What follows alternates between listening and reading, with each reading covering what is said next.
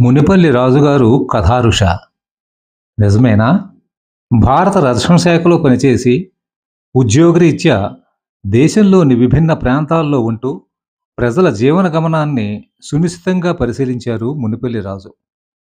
అందుకే ఆయన కథలలో గుండె చప్పుళ్ళు వినిపిస్తాయి, మేధా ప్రకంపనాలు గోచరిస్తాయి.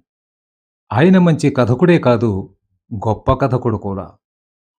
పరిపూర్ణమైన బ్రతుకునిచ్చే కోరికలే, ప్రేరణలే కథావస్తువులుగా చేసుకున్నారు రాజుగారు.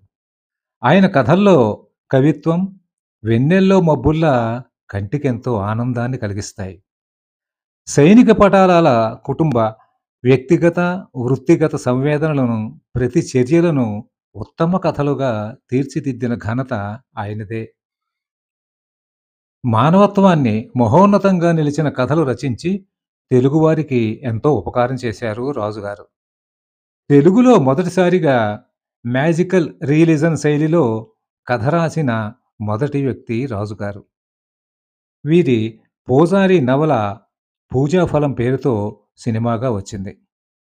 అస్తిత్వనదం, ఆవల తీరాన కథల సంపుటికి కేంద్ర సాహిత్య అకాడమీ అవార్డు కూడా వచ్చింది.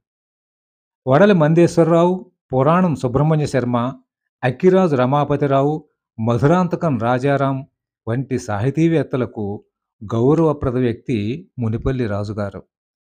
అందుకే ఆయన కథాఋషి అని ఖ్యాతి చెందారు.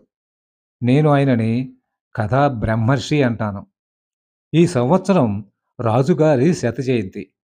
ఆయన కథలు చదివి సాంత్వన చెంది తెలుగు కథా పరిమళాలను దశ దిశలా వ్యాప్తి చేద్దాం.